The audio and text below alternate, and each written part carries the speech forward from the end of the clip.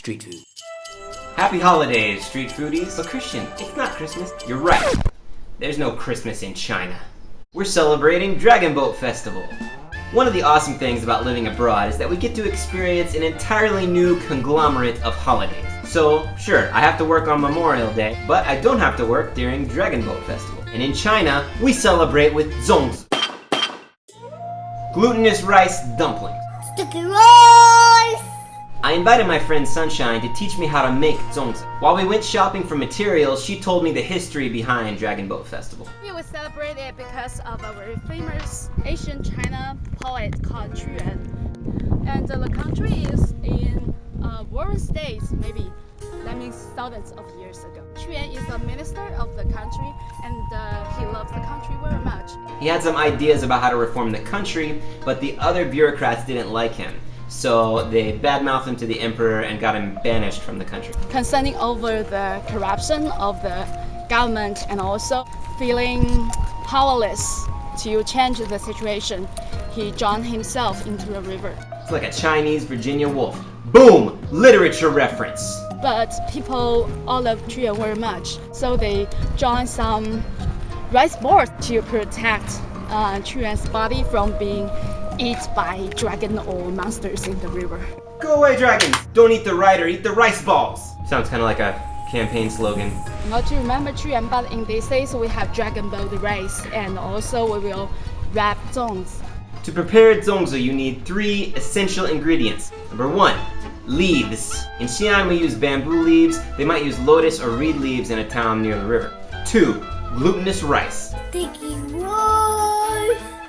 3, some kind of string to tie them up.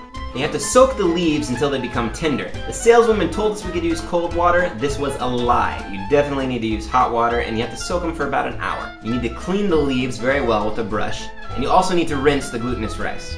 Sticky rice! When the leaves are ready, you take 1, 2, or 3 of them and you curl them into a kind of funnel. And you fill that with rice. You can fill them with meat too, or in Xi'an they like to use red dates or sweet red bean paste. And you fold the leaves around and you tie them off.